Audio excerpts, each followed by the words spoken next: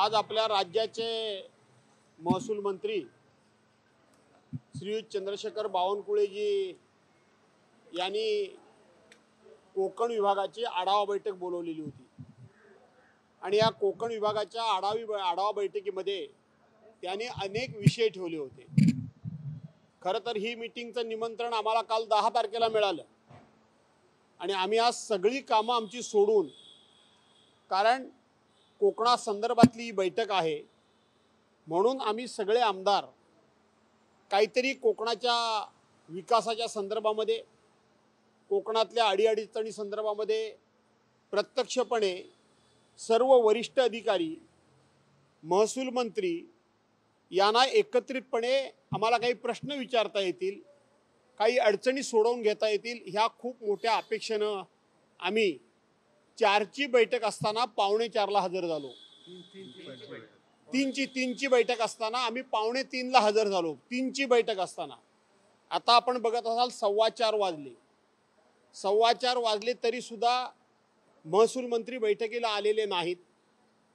महसूल मंत्री आलेत आणि आपल्या पक्षाच्या काही ठराविक मंडळीबरोबर ते एका खोलीमध्ये चर्चा करतायत।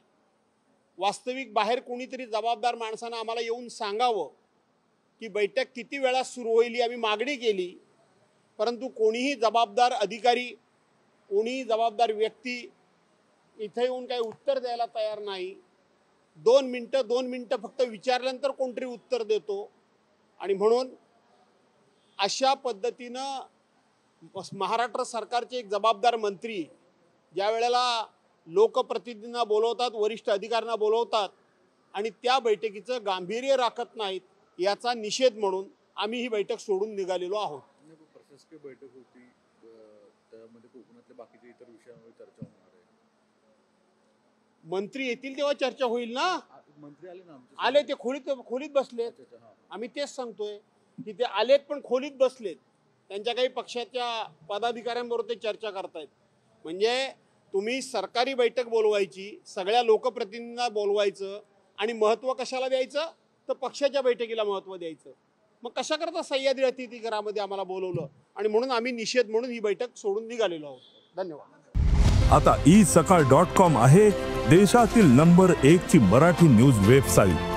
प्रत्येक अपडेटसाठी isakal.com ला नक्की भेट द्या।